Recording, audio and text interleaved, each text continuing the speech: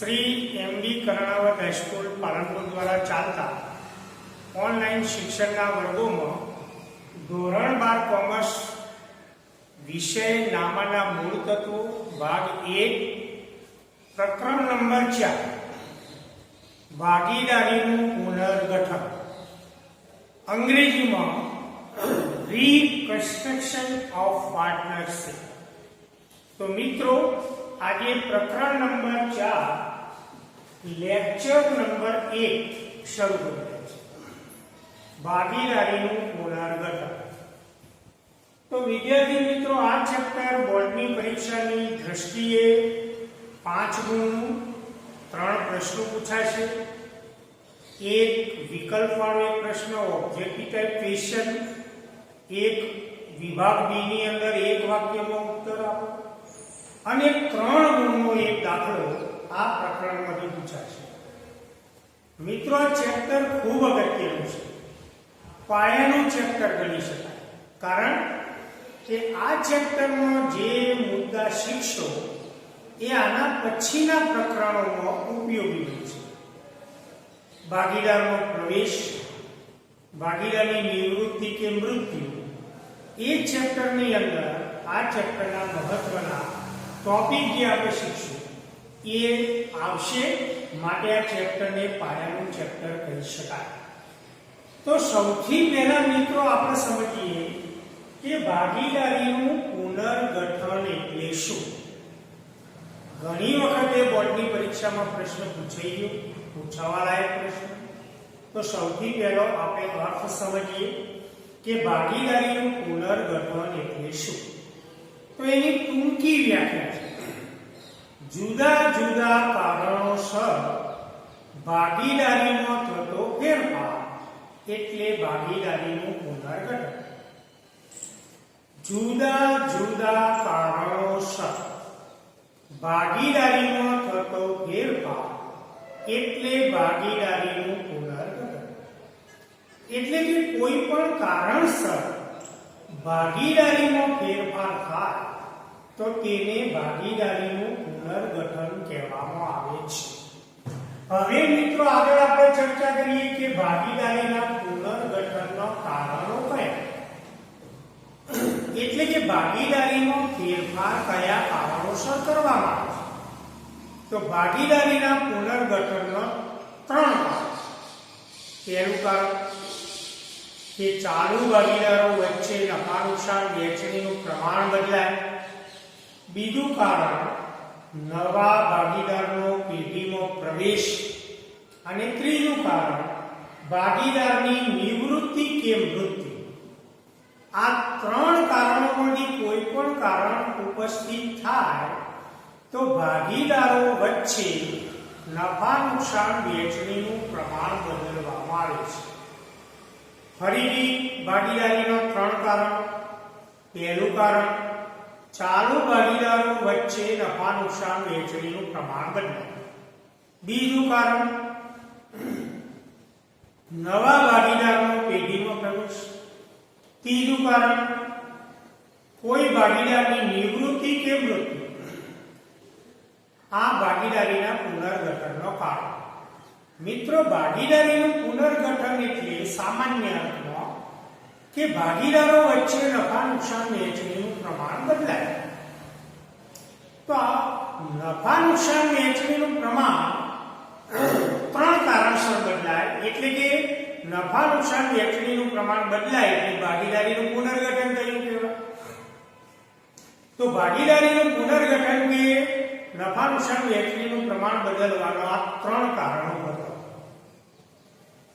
વિદ્યાર્થી ભાઈ બહેનો, સામાન્ય રીતે જ્યારે ભાગીદારી પેઢીની શરૂઆત થાય ત્યારે ભાગીદારો કરાર કરે છે, પહેલા ચેપ્ટરમાં આપણે શીખ્યા। તો એ કરારોની અંદર ભાગીદારો વચ્ચે નફા નુકસાન વહેંચણીનું પ્રમાણ નક્કી કરવામાં આવે છે। તો સામાન્ય રીતે એક વખત જો ભાગીદારો વચ્ચે નફા નુકસાન વહેંચણીનું પ્રમાણ નક્કી થઈ જાય તો એને બને ત્યાં સુધી બદલવામાં આવતું નથી, પરંતુ બધા ભાગીદારો પરસ્પર સંમતિ કરી અને નફા નુકસાન વહેંચણીનું પ્રમાણ બદલી શકે। ચાલુ ભાગીદારો પરસ્પર સંમતિ દ્વારા નફા નુકસાન વહેંચણીનું પ્રમાણ બદલી શકે. કોઈ એક ભાગીદારની સંમતિથી નહીં, પણ બધા જ ભાગીદારોની પરસ્પર સંમતિ દ્વારા ભાગીદારો વચ્ચે નફા નુકસાન વહેંચણીનું પ્રમાણ બદલવામાં આવે છે. એટલે પરસ્પર સંમતિથી ભાગીદારો વચ્ચે નફા નુકસાન વહેંચણીનું પ્રમાણ બદલવામાં આવે છે. નફા નુકસાન ફાળવણીના પ્રમાણમાં કેમ ફેરફાર કરવામાં આવે છે, કયા કારણસર ફેરફાર કરવામાં આવે છે? તો એનું પહેલું કારણ, મિત્રો, ભાગીદારીના પુનર્ગઠનના 3 કારણો. એમાં પહેલું કારણ હતું કે ચાલુ ભાગીદારો વચ્ચે નફા નુકસાન વહેંચણીનું પ્રમાણ બદલે. બીજું કારણ હતું નવા ભાગીદારનો પ્રવેશ. ત્રીજું કારણ હતું ભાગીદારની નિવૃત્તિ કે મૃત્યુ.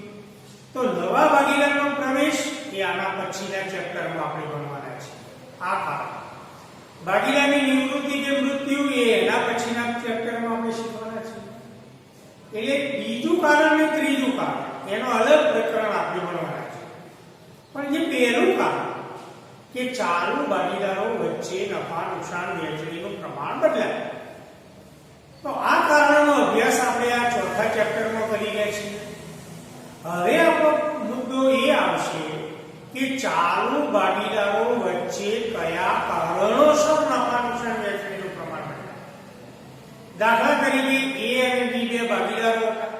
નફા નુકસાન વહેંચણીનું પ્રમાણ 1:1 હતું.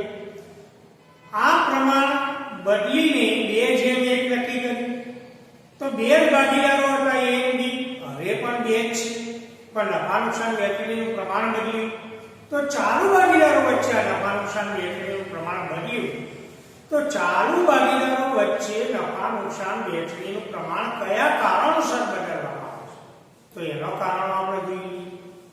તો પહેલું કારણ કે જ્યારે જે ભાગીદાર પેઢીનું સંચાલન કરતો, પેઢીનો વહીવટ સંભાળતો, એ ભાગીદારની નાદુરસ્તીના કારણસર, એટલે કે એની તંદુરસ્તી સારી રહેતી ના હોય કે તેના અંગત કારણસર નફા નુકસાન વહેંચણીનું પ્રમાણ બદલવામાં આવે. એટલે કે જે ભાગીદાર પેઢીનું વહીવટ સંભાળતો હોય એની શારીરિક સ્થિતિ કે માનસિક સ્થિતિ સારી રહેતી ના હોય, ગંભીર બીમારીનો ભોગ બન્યો, હવે ભાગીદાર પેઢીનું સંચાલન કરી શકે તેમ નથી. તો એની જગ્યાએ બીજો ભાગીદાર પેઢીનું સંચાલન કરશે અને એ કારણસર ચાલુ ભાગીદારો વચ્ચે નફા નુકસાન વહેંચણીનું પ્રમાણ બદલાય. એ જ રીતે જે ભાગીદાર પેઢીનું સંચાલન કરતો હોય એ ભાગીદારના કોઈ અંગત કારણસર, એના કોઈ કૌટુંબિક કારણસર કે કોઈ સામાજિક કારણસર કે બીજા કોઈ અંગત કારણસર હવે ભાગીદાર પેઢીનું સંચાલન કરી શકે તેમ નથી. તો એની જગ્યાએ બીજો ભાગીદાર પેઢીનું સંચાલન કરશે. તો એક કારણ હતું. બીજું કારણ હતું કે જે ભાગીદાર પેઢીનો વહીવટ સંભાળતો હોય એ ભાગીદાર હવે ધંધા માટે પૂરતો સમય આપી શકે તેમ ન હોય, તો ચાલુ ભાગીદારો વચ્ચે નફા નુકસાન વહેંચણીનું પ્રમાણ બદલવામાં આવે છે. ત્રીજું કારણ, કોઈ નવા ભાગીદારના પ્રવેશના કારણે નફા નુકસાન વહેંચણીનું પ્રમાણ બદલાય. ધારો કે A અને B બે ભાગીદારોએ પેઢીની શરૂઆત કરી. હવે C નામના ભાગીદારને નવી ભાગીદારી પેઢીમાં પ્રવેશ આપવામાં આવે છે. તો C ને નફામાં ભાગ આપવો પડશે. તો નફા નુકસાન વહેંચણીનું પ્રમાણ નવું નક્કી કરવામાં આવશે. નવું પ્રમાણ A, B, C 3નું બનશે. તો નવા ભાગીદારના પ્રવેશના કારણે નફા નુકસાન વહેંચણીનું પ્રમાણ બદલવામાં આવે છે.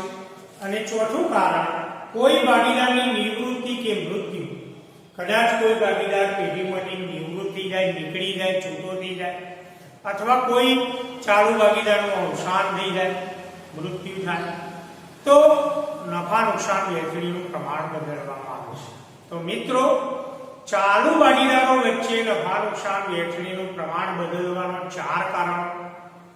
હવે આપણે આ ચેપ્ટરનો આગળનો મુદ્દો મુદ્દાની ચર્ચા કરીએ કે જ્યારે ચાલુ ભાગીદારો વચ્ચે નફા નુકસાન વહેંચણીનું પ્રમાણ બદલવામાં આવે તો કોઈ ભાગીદારને ફાયદો પણ થાય, કોઈ ભાગીદારને નુકસાન પણ થાય. જ્યારે ચાલુ ભાગીદારો વચ્ચે નફા નુકસાન વહેંચણીનું પ્રમાણ બદલાય ત્યારે બે મહત્વના અગત્યના મુદ્દા ઉપસ્થિત થાય છે. એક ત્યાગ અને બીજો લાભ.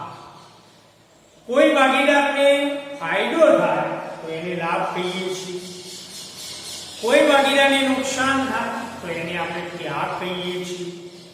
તો હવે આ ત્યાગનું પ્રમાણ અને લાભનું પ્રમાણ એટલે શું એની ચર્ચા કરીએ. તો ચાલુ ભાગીદારો વચ્ચે જ્યારે નફા નુકસાન વહેંચણીનું પ્રમાણ બદલવામાં આવે તો ત્યાગનું પ્રમાણ અને લાભનું પ્રમાણ શોધવામાં આવે છે. તો ત્યાગનું પ્રમાણ એટલે શું? તો પહેલા આપણે એની શાબ્દિક ચર્ચા કરીએ, પછી સૂત્રની ચર્ચા કરીએ. તો ત્યાગનું પ્રમાણ કોને કહેવાય? તો કોઈ ભાગીદારને પહેલો નફામાં જે ભાગ મળતો હતો તેના બદલે હવે એટલે નફા નુકસાન વહેંચણીનું નવું પ્રમાણ નક્કી કર્યા પછી તો કોઈ ભાગીદારને પહેલો નફામાં જે ભાગ મળતો હતો તેના બદલે હવે નફામાં જે ભાગ ઓછો મળે છે તો તેને ત્યાગનું પ્રમાણ કહેવામાં આવે છે. ફરીથી, કોઈ ભાગીદારને પહેલો નફામાં જે ભાગ મળતો હતો તેના બદલે હવે નફામાં જે ભાગ ઓછો મળે છે તેને ત્યાગનું પ્રમાણ કહેવામાં આવે છે.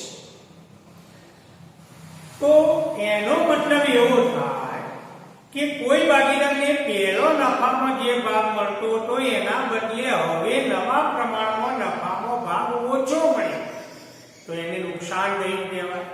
તો જે ભાગ ઓછો મળ્યો એને ત્યાગનું પ્રમાણ કહેવામાં આવે છે.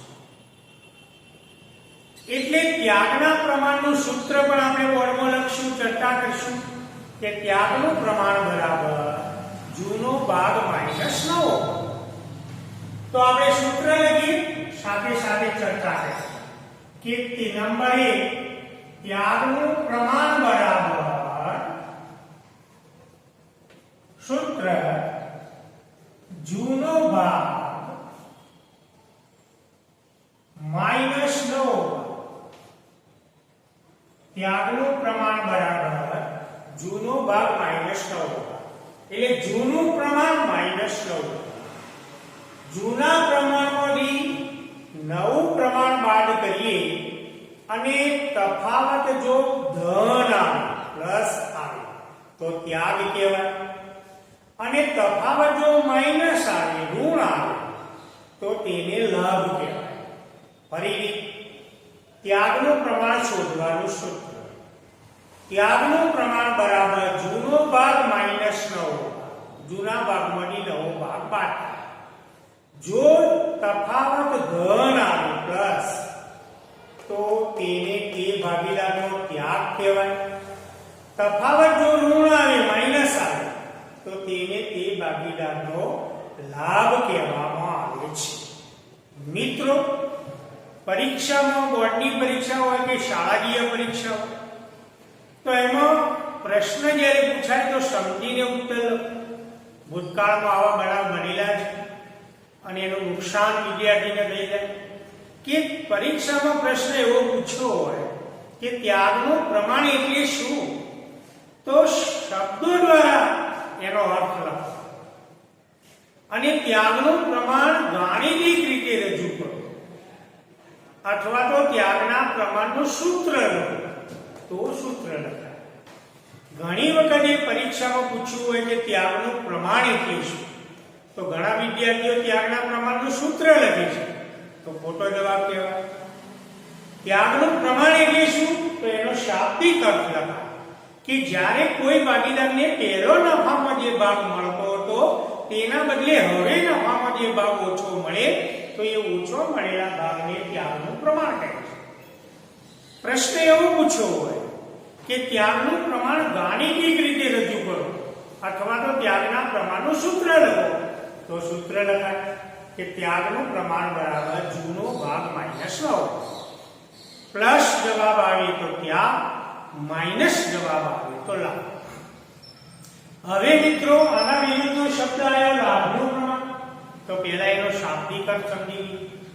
આના કરતા વિરુદ્ધનો શબ્દ આવ્યો તો એનો અર્થ જ્યારે કોઈ ભાગીદારને પહેલો નફામાં જે ભાગ મળતો હતો તેના બદલે હવે એટલે નવા પ્રમાણ જે ભાગ વધુ મળે છે તો એ વધુ મળેલા ભાગને લાભનું પ્રમાણ કહેવામાં આવે. ફરીથી કોઈ ભાગીદારને પહેલો નફામાં જે ભાગ મળતો હતો તેના બદલે હવે નફામાં જે ભાગ વધારે મળે છે તેને લાભનું પ્રમાણ કહેવામાં આવે છે. એટલે કે કોઈ ભાગીદારને પહેલો નફામાં જે ભાગ હતો એના બદલે નવા પ્રમાણમાં ભાગ વધુ મળે તો એ વધુ મળેલા ભાગને લાભનું પ્રમાણ કહેવામાં આવે છે.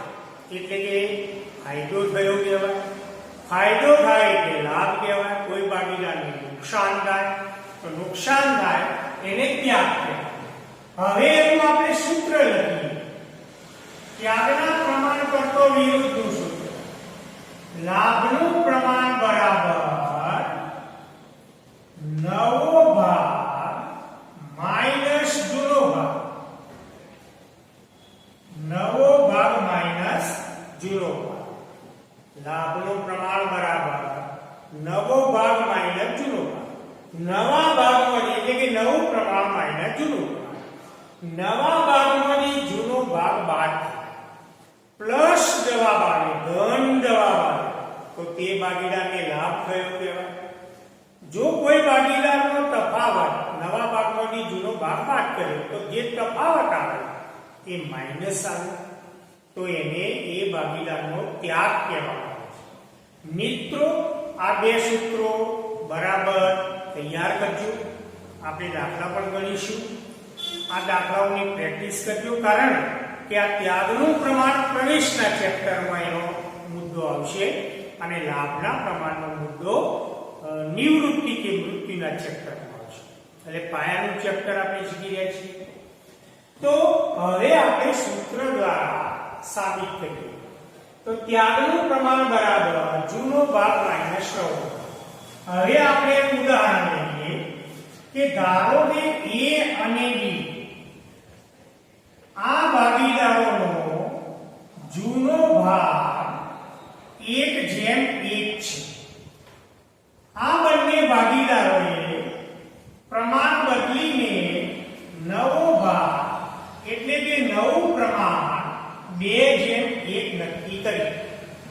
તો પહેલા પણ બે ભાગીદારો હતા જૂના પ્રમાણ, નવા પ્રમાણમાં પણ ગયો એટલે ચાલુ ભાગીદારો વચ્ચે નફા નુકસાન વેચણીનું પ્રમાણ બદલાય. તો હવે આપણે ત્યાગના સૂત્રનો ઉપયોગ કરીએ અને લાભના સૂત્ર. તો આપણું સૂત્ર કે ભાગીદારનો ત્યાગ બરાબર જૂનો ભાગ માઈનસ નવો. મિત્રો પરીક્ષામાં સૂત્ર ફરજિયાત લખવાનું. સૂત્ર ન લખ્યું હોય તો અડધો માર્ક્સ કપાય છે. સૌથી પહેલા એનો ત્યાગ બરાબર હવે એનો બીનો જૂનો ભાગ 1:2 એટલે 1/2 માઈનસ નવો ભાગ 2:1 એટલે સરવાળો 3 થાય તો 1/2 માઈનસ 2/3. સાદું રૂપ બરાબર સમજજો. લસાઅથી પણ સાદું રૂપ આપી શકાય, ચોકડી ગુણાકારથી પણ આપી શકાય. તો મિત્રો ચોકડી ગુણાકાર સરળ પડશે. પહેલા બે સંખ્યાનો ગુણાકાર તો 3 × 1 બરાબર 3 વચ્ચે નિશાની માઈનસ 2 × 2 બરાબર 4 ભાગ્યા છેદની સંખ્યાનો ગુણાકાર. ફરી પહેલા બે સંખ્યાનો ગુણાકાર થાય તો 3 × 1 બરાબર 3 વચ્ચે માઈનસની નિશાની 2 × 2 બરાબર 4 છેદની સંખ્યાનો ગુણાકાર 3 × 2 બરાબર 6. ઘણા વિદ્યાર્થીઓ પહેલા બે સંખ્યાનો ગુણાકાર કરે છે પછી આ બે સંખ્યાનો ગુણાકાર તો ગણતરી ખોટી. હવે 3 માંથી 4 બાદ કરીએ તો નિશાની માઈનસ આવશે. તો 3 - 4 બરાબર -1 ભાગ્યા 6. જવાબ માઈનસ મળ્યો, ઋણ મળ્યો. તો ત્યાગના સૂત્રમાં જો તફાવત ઋણ આવે તો એને ભાગીદારનો લાભ કહેવામાં આવે છે. મિત્રો જ્યારે પરીક્ષામાં દાખલા ગણો તો જે તફાવત આવે એના કૌંસમાં ખાસ ઉલ્લેખ કરવો. લાભ હોય તો લાભ, ત્યાગ હોય તો ત્યાગ. હવે મિત્રો દાખલાની અંદર બે ભાગીદારો છે. એમાં એ નામના ભાગીદારને એક ષષ્ઠમાં લાભ થયો. તો ગણતરી કર્યા વગર આપણે નક્કી કરી શકીએ કે જ્યારે બે જ ભાગીદારો હોય તો એનો લાભ આવ્યો તો હવે બી ની ગણતરી કરીશું તો બી નો એક ષષ્ઠમાં ત્યાગ આવશે. એનો નિશાની માઈનસ આવી તો બી ની નિશાની પ્લસ આવશે એક ષષ્ઠમાં. ગણતરી કરીએ કે બી નો ત્યાગ બરાબર જૂનો ભાગ 1/3, જૂનો ભાગ 1/3 માઈનસ નવો ભાગ 1/3. ચોકડી ગુણાકાર 3 × 1 3, વચ્ચે નિશાની માઈનસ. 2 × 1 એટલે 2, છેદની સંખ્યાનો ગુણાકાર. 3 માંથી 2 બાદ કરીએ તો નિશાની પ્લસ આવી તો 1/6 પ્લસ નિશાની આવી તો ત્યાગના સૂત્રમાં પ્લસ નિશાની આવે તો એ ભાગીદારે ત્યાગ કર્યો કહેવાય. હવે આને આપણે લખીએ તો એ નામના ભાગીદારને એક ષષ્ઠમાં લાભ થાય છે અને બી નામના ભાગીદાર એક ષષ્ઠમાં ત્યાગ કરે છે. એટલે એ નામના ભાગીદારને ફાયદો થયો, બી નામના ભાગીદારને નુકસાન થયું.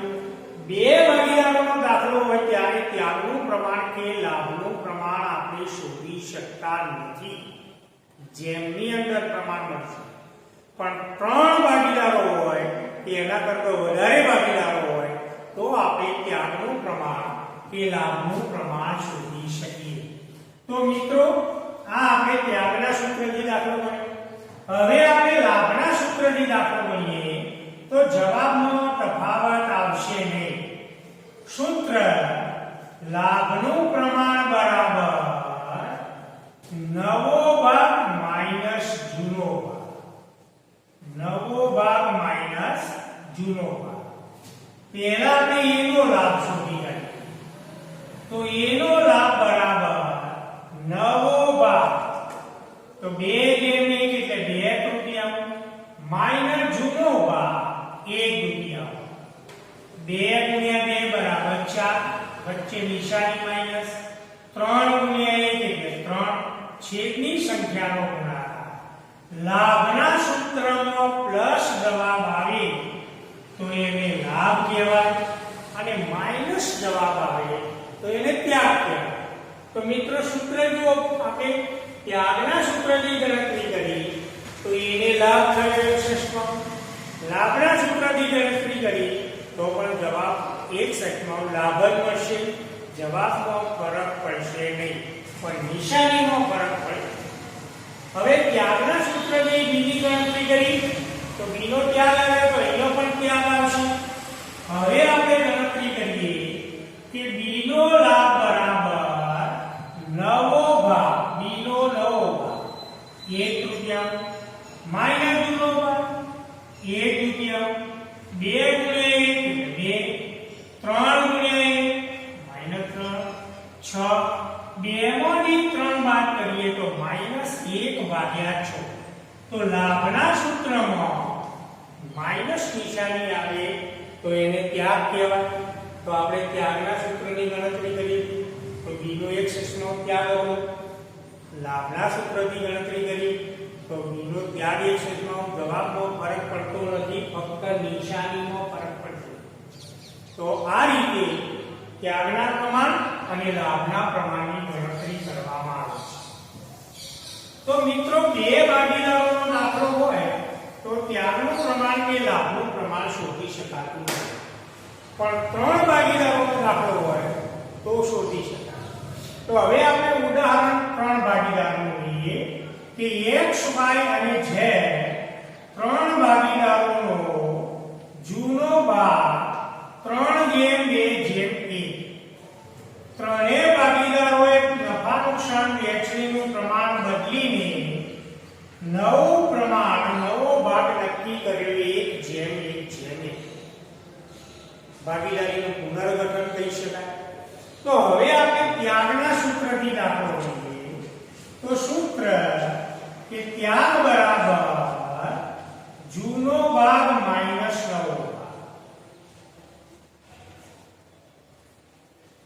સૌથી પહેલા x નો ત્યાગ બરાબર x નો જૂનો ભાગ 3/6 માઈનસ નવો ભાગ 1/3. 3 ગુણ્યા 3 એટલે 9, વચ્ચે નિશાની માઈનસ. 6 ગુણ્યા 1 એટલે 6, 6 ગુણ્યા 3 એટલે 18. 9 માંથી 6 બાદ કરીએ તો 3/18 પ્લસ જવાબ આવ્યો. ત્યાગના સૂત્રમાં પ્લસ આવે તો ત્યાગ કહેવાય. 3/18 અંશ પણ લખી શકાય અને છેદ નાના કરીએ તો 1/6 પણ લખી શકાય. આપણે કૌંસમાં ઉલ્લેખ ફરજિયાત કરીશું. ત્યાગના સૂત્રમાં પ્લસ જવાબ આવ્યો માટે ત્યાગ કહેવાય. હવે y નો ત્યાગ બરાબર જૂનો ભાગ 2/6 માઈનસ નવો ભાગ 1/3 ગુણાકાર 6. 3 ગુણ્યા 2 એટલે 6, વચ્ચે નિશાની માઈનસ. 6 ગુણ્યા 1 એટલે 6, તો 6 ગુણ્યા 3 એટલે 18. હવે 6 માંથી 6 બાદ કરીએ તો 0/18 તો તફાવત 0 મળ્યો. જ્યારે કોઈ ભાગીદારનો તફાવત 0 મળે તો એનો અર્થ એવો થાય કે આ ભાગીદાર કોઈ ત્યાગ કરતો નથી કે એને કોઈ લાભ પણ થતો નથી. એટલે કે એનો જે જૂનો ભાગ હતો એ તેનો નવો ભાગ. 2/6 ના છેદ ઉડાડીએ તો 1/3 થાય. તો જૂનો ભાગ પણ 1/3, નવો ભાગ પણ 1/3. મિત્રો 3 ભાગીદારો હોય, એકનો જવાબ જો 0 આવે તો સમજી લેવાનું કે બાકીના 2 ભાગીદારોમાં એકનો જવાબ પ્લસ આવે તો બીજાનો જવાબ માઈનસ આવશે. એકનો ત્યાગ હશે તો બીજાનો લાભ હશે. તો હવે આપણે z ની ગણતરી કરીએ તો y નો જવાબ 0 આવ્યો. x ને x નામનો ભાગીદાર 1/6 ત્યાગ કરે છે, પ્લસ જવાબ આવ્યો. તો ગણતરી કર્યા વગર આપણે નક્કી કરી શકીએ કે z ની ગણતરી કરીએ તો નિશાની અહીંનો માઈનસ આવશે અને 1/6 આવશે. x ત્યાગ કરે છે તો y ને લાભ થશે. તો z નો ત્યાગ બરાબર એનો જૂનો ભાગ 1/6 માઈનસ નવો ભાગ 1/3. 3 ગુણ્યા 1 3, વચ્ચે નિશાની માઈનસ. 6 ગુણ્યા 1 6, 6 ગુણ્યા 3 18. 3 માંથી 6 બાદ કરીએ તો -3/18. જો x માં પ્લસ આવે તો અહીંનો માઈનસ.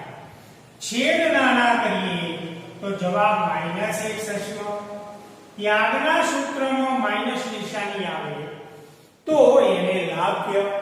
તો આ દાખલાની અંદર x નામનો ભાગીદાર 1/6 ભાગનો ત્યાગ કરે છે.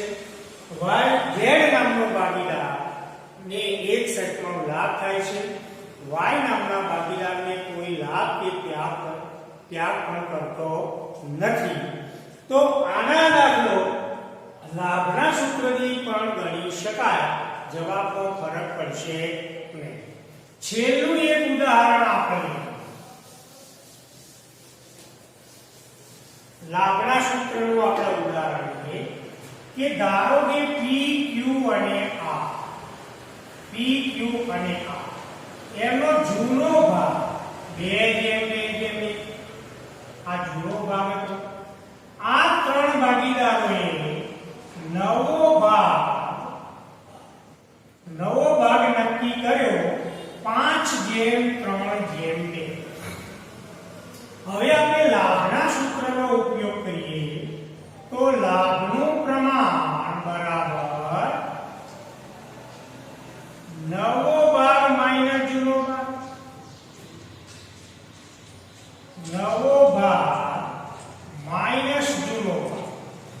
હવે આપણે ગણતરી પહેલા ભાગીદારની કરીએ. તો p ના લાભનું પ્રમાણ બરાબર નવો ભાગ સરવાળો 10 થાય તો 5 દશાંશ માઈનસ જૂનો ભાગ સરવાળો 5 થાય તો 2 પંચમાંશ ચોકડી ગુણાકાર 5 ગુણ્યા 5 એટલે 25 નિશાની માઈનસ 10 ગુણ્યા 2 એટલે 20 છેદની સંખ્યાનો ગુણાકાર 50 25 માંથી 20 બાદ કરીએ તો 5 ભાગ્યા 50. લાભના સૂત્રમાં પ્લસ જવાબ આવે તો લાભ માઈનસ જવાબ આવે તો ત્યાં 5 50 પણ લખી શકાય. છેદ નાના કરીએ તો 1 દશાંશ પણ લખી શકાય. લાભના સૂત્રમાં પ્લસ જવાબ આવે માટે p નામનો ભાગીદારને 1 દશાંશ લાભ થાય છે.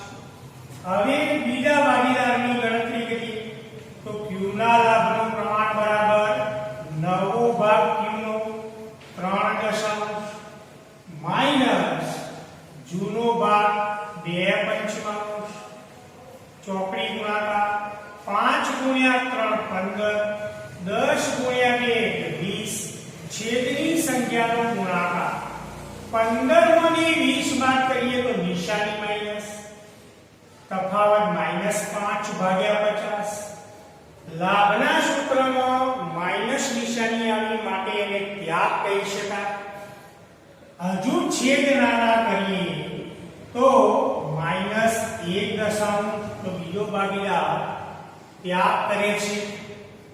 ત્રીજા ભાગીદારની ગણતરી કરીએ તો r ના લાભનું પ્રમાણ બરાબર r નો નવો ભાગ 2 દશાંશ માઈનસ એનો જૂનો ભાગ 1 પંચમાંશ. મિત્રો 2 દશાંશનો છેદ ઉડાડીએ તો 1 પંચમાંશ થશે જવાબ 0 આવશે. 5 ગુણ્યા 2 બરાબર 10 નિશાની માઈનસ 10 ગુણ્યા 1 એટલે 10 10 ગુણ્યા 5 એટલે 50 0 ભાગ્યા 50. તો ત્રીજા નંબરનો ભાગીદાર કોઈ લાભ મેળવતો નથી કે કોઈ ત્યાગ પણ કરતો નથી. તો મિત્રો 2 ભાગીદાર કે 3 ભાગીદારના સંદર્ભમાં 3 ગુણનો દાખલો પરીક્ષાની અંદર પૂછાશે. ત્રણેય ઉદાહરણ દ્વારા આપણે દાખલાઓની ગણતરી કરી. ભાગીદારીના પુનર્ગઠનનો અર્થ, કારણો, ચાલુ ભાગીદારો વચ્ચે નફા નુકસાન, ફાળવણીનું પ્રમાણ કયા કારણસર બદલવામાં આવે છે, ચાલુ ભાગીદારો વચ્ચે નફા નુકસાન ફાળવણીનું પ્રમાણ બદલાય કયા અગત્યના મુદ્દા ઉપસ્થિત થાય, તો ત્યાગનું પ્રમાણ, લાભનું પ્રમાણ, એની શાબ્દિક ચર્ચા કરી, સૂત્રની ચર્ચા કરી અને દાખલાઓની ગણતરી કરી. તો મિત્રો સ્વાધ્યાયની અંદર ટૂંકા દાખલાઓ આપેલા છે. દાખલાઓની જાતે પ્રેક્ટિસ કરજો એટલે ત્યાગ કે લાભ શોધતો આવડી જાય. મિત્રો બહુ અગત્યના મુદ્દા છે. આ ત્યાગનું પ્રમાણ એના સૂત્રનો ઉપયોગ ભાગીદારના પ્રવેશના ચેપ્ટરમાં કરીશું. લાભના પ્રમાણના સૂત્રનો ઉપયોગ ભાગીદારની નિવૃત્તિ કે મૃત્યુના ચેપ્ટરમાં કરીશું. તો પ્રવેશ અને નિવૃત્તિનો 8 ગુણનો દાખલો જે બોર્ડની પરીક્ષામાં આવશે એમાં મુદ્દાઓની જરૂર પડશે, તેની ગણતરી પણ કરવી પડશે. માટે અગત્યના પાયાના એક મુદ્દાની ચર્ચા આજે આપણે લેક્ચર નંબર 1 દ્વારા પૂરી કરી. હવે જ્યારે લેક્ચર નંબર 2 આવશે ત્યારે બહુ મહત્વના નવા મુદ્દાની આપણે ચર્ચા કરીશું. તો આજે ગૃહ કાર્યમાં સ્વાધ્યાયના ટૂંકા દાખલાઓની ગણતરી કરજો. ધન્યવાદ.